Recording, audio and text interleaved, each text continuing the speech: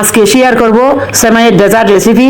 সামনে ঈদ উল ফিতর, আপনারা খুব সহজে এইভাবে বানিয়ে নিতে পারবেন। আসসালামু আলাইকুম, কেমন আছেন সবাই?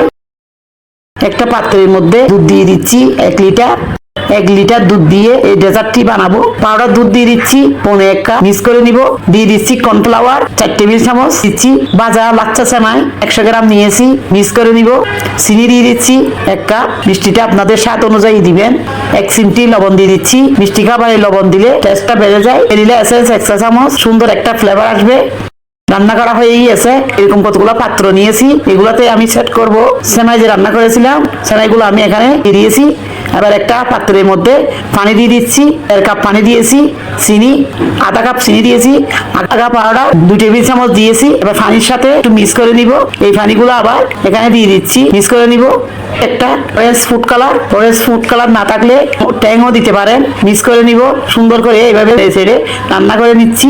রান্না করা হয়ে গিয়েছে। আগে থেকে যে আমি এখানে সেমাই রেখেছিলাম ওই ডেজার্টের মধ্যে আমি দিয়ে দিচ্ছি। আধা ঘন্টা অপেক্ষা করব, তাহলে জমাট বেড়ে যাবে। আধা ঘন্টা অপেক্ষা করার পর সেট হয়ে গিয়েছে। কাঠবাদাম দিয়ে সাজিয়ে দিচ্ছি। মেহমানদেরকে এভাবে করে দিলে সবাই পছন্দ করবে। সবাই ভালো থাকবে। আল্লাহ হাফেজ।